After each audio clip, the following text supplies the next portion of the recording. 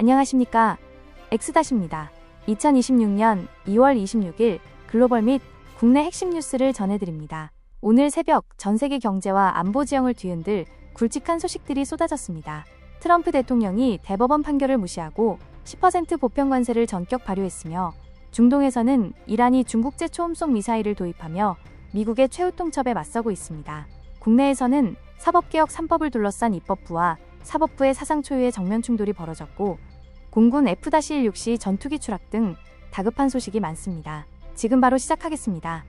해외 주요 이슈 5가지입니다. 미국의 마이웨이 경제민족주의가 글로벌 공급망을 타격하기 시작했습니다. 트럼프 행정부는 대법원의 제동에도 불구하고 전 세계 수입품에 10% 관세를 즉각 발효했습니다. 안보 불안도 극에 달하고 있습니다. 이란은 중국의 최첨단 대한미사일 구매를 앞두고 있으며 우크라이나는 개전 4주년을 맞았지만 서방의 지원이 흔들리고 있습니다. 인도는 이스라엘과 신규 안보 동맹을 체결했고 멕시코는 마야광 사살 이후 사실상 내전 상태에 빠졌습니다. 국내 소식입니다. 정치권과 사법부가 정면 충돌했습니다. 더불어민주당이 판검사를 처벌할 수 있는 법의 곡제 등 사법 3법 처리를 시도하자 대법원이 전국 법원장 회의를 소집해 강한 우려를 표했습니다. 야간 훈련 중이던 공군 주력기 F-16C가 경북 영주 야산에 추락하는 아찔한 사고도 있었습니다. 또한 73년 만에 산업 스파이를 엄벌하는 간첩법 개정안 통과가 임박했고 이재명 대통령은 투기판으로 변질된 농지의 강제 매각을 지시했습니다. 삼성은 AI 기능을 극대화한 갤럭시 S26 시리즈를 샌프란시스코에서 공개했습니다. 첫 번째 해외 소식은 전 세계 경제에 떨어진 메가톤급 관세 폭탄입니다. 트럼프 미국 대통령이 국정연설을 기점으로 전 세계 모든 수입품에 10%의 보편 관세를 즉각 발효했습니다. 불과 며칠 전 미국 대법원이 대통령의 비상권한을 이용한 관세 부과는 위헌이라고 판결했지만 1974년 무역법 122조를 들이밀며 의회 승인 없이 강행한 겁니다. 심지어 백악관은 이를 15%까지 올리려 준비 중입니다. 당장 유럽연합은 무역 합의 비준을 중단했고 일본도 반발하고 나섰습니다. 미국 내 가구당 연간 1,500달러의 물가 상승이 예상되는 가운데 글로벌 공급망과 우리 수출 기업들 역시 거대한 불확실성에 직면하게 되었습니다. 다음은 일촉즉발의 중동 상황입니다. 이란이 중국으로부터 290km 밖에서 미군 항공모함을 타격할 수 있는 CM-302 초음속 대한 미사일을 대량 도입하려 한다는 사실이 확인됐습니다. 고도의 저고도 비행 능력으로 미군 방어망을 뚫을 수 있는 무기입니다. 이는 유엔 무기 금수 조치 위반일 뿐만 아니라 베이징 테헤란 군사밀착의 결정판입니다.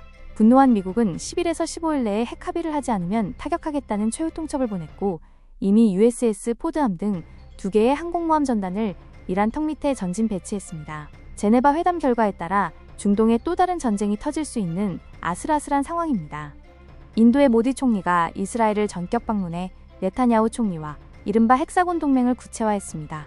헥사곤 동맹은 인도, 이스라엘, 그리스 등 6개국이 연합해 이란 등 극단주의 세력을 견제하는 새로운 다자간 안보 협의체입니다.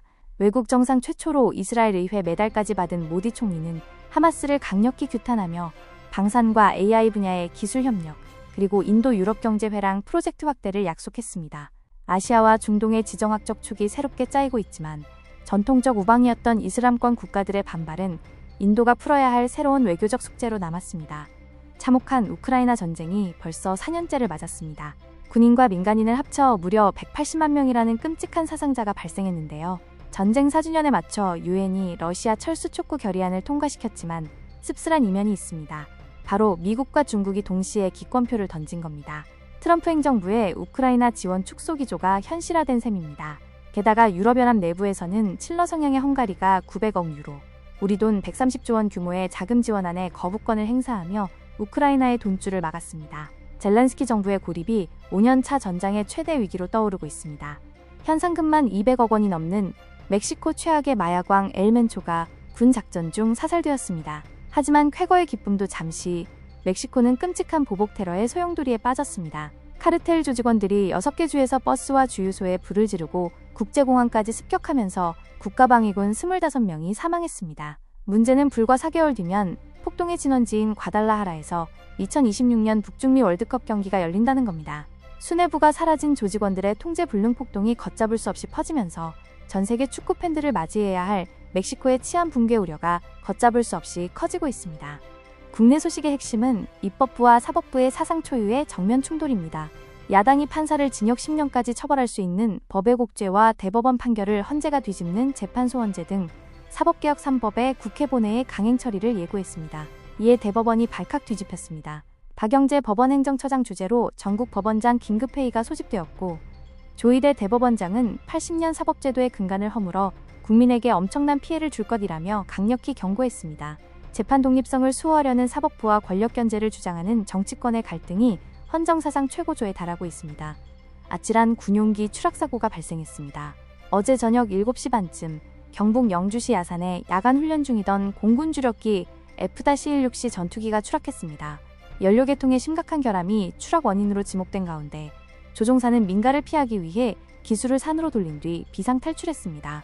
칠흑 같은 어둠 속 해발 500m 산악지대, 무려 20m 높이의 나무에 걸려있던 조종사는 침착하게 직접 119에 신고해 무사히 구조되었습니다. 추락 화재로 200평의 산불이 났지만 다행히 인명피해는 없었는데요. 도입된 지 40년이 넘은 노후 기종이라 정비체계에 대한 비판은 피하기 어려워 보입니다. 이재명 대통령이 투기판으로 전락한 농지시장에 강력한 칼을 빼들었습니다. 농사를 짓지 않는 이른바 가짜 농부들의 땅을 전수조사해 강제로 매각시키라는 특별 지시를 내린 건데요. 지난 10년간 농지 가격은 무려 131% 폭등했고 수도권 농지는 지방보다 4.2배나 비쌉니다. 대통령은 헌법상 경자유전 원칙을 강조하며 필요하면 대규모 인력을 동원해 현장을 검증하라고 주문했습니다. 적발 시 6개월 내에 농지를 처분해야 하며 버티면 막대한 이행강제금이 부과됩니다. 부동산 안정을 넘어 대한민국 토지시장에 낀 거품과 투기를 뿌리 뽑겠다는 강력한 신호탄입니다. 우리나라 반도체와 배터리 핵심 기술을 중국에 몰래 팔아넘겨도 왜 간첩으로 처벌받지 않았을까요? 현행 간첩법이 1953년 제정 이후 오직 북한만을 적국으로 규정하고 있었기 때문입니다.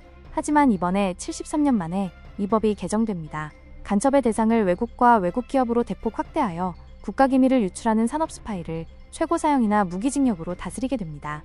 다만 이견이 없는 법안임에도 여야가 극한 대치 중인 사법개혁 법안과 묶여 상정되면서 막판 필리버스터 전국에 발목이 잡혀있는 상황입니다. 드디어 베일을 벗었습니다. 삼성전자가 갤럭시 언팩 2026을 열고 최신작 갤럭시 S26 시리즈를 공개했습니다. 이번 시리즈의 가장 큰 무기는 삼성이 독자 개발한 이 나노 공정의 엑시노스 2600 칩셋의 화려한 부활입니다. 비싼 퀄컴 칩 비중을 줄이고 자체 기술력을 증명한 셈이죠. 인공지능도 한 차원 진화했습니다. 유명 AI 퍼플렉시티를 탑재해 헤이 플렉스 한마디면 최신 정보가 실시간 요약됩니다. 여기에 울트라 모델에는 옆사람 시선을 완벽히 차단하는 프라이버시 디스플레이까지 장착하며 글로벌 모바일 시장에 새로운 표준을 제시하고 있습니다. 오늘의 글로벌 인사이트 한 줄로 요약하면 질서의 해체와 생존을 위한 각자 도생입니다. 대법원마저 무시한 트럼프의 10% 관세 폭탄과 180만 명의 피를 흘린 우크라이나를 외면하는 강대국들의 침묵은 국제사회의 룰이 깨졌음을 증명합니다. 중동과 멕시코의 지정학적 화약고는 당장 폭발해도 이상하지 않습니다. 국내 상황도 녹록지 않습니다. 정치권과 대법원이 사법개혁 3법을 두고 헌정사상 유례없는 정면 충돌을 벌이고 있습니다. 그러나 희망도 있습니다. 73년 만에 산업 스파이에게 사형까지 내릴 수 있는 간첩법이 개정되고 투기판이 된 농지를 강제 매각시키는 등 국가자산 보호 조치가 가동되었습니다. 삼성이 이 나노 엑시노스를 품은 갤럭시 S26으로 기술 독립을 선언한 것처럼 지금은 위기 속에서 확실한 실리와 기술 주권을 챙겨야 할 때입니다. 마지막으로 오늘의 이슈가 우리 지갑과 산업에 미칠 영향을 분석합니다. 가장 주목할 섹터는 단연방산과 보안, 그리고 AI입니다. 중동 전응 고조와 우크라이나 사태 장기와 국내 노후 전투기 사고까지 겹치며 K방산과 항공우주 관련주의 중요성은 더욱 커졌습니다. 73년 만에 산업 스파이를 엄벌하는 간첩법이 개정되면서 기업들의 정보보안 투자도 대폭 늘어날 전망입니다. 트럼프의 관세 폭탄은 악재지만 삼성이 자체 이 나노칩과 고도화된 AI를 탑재한 갤럭시 S26을 내놓으면서 온디바이스 AI 밸류체인 기업들에게는 새로운 기회가 열렸습니다. 또한 농지 투기와의 전쟁이 시작된 만큼 땅값 거품이 꺼진 자리에 스마트팜 관련 기술주들이 새롭게 부상할 가능성도 꼭 체크하시기 바랍니다.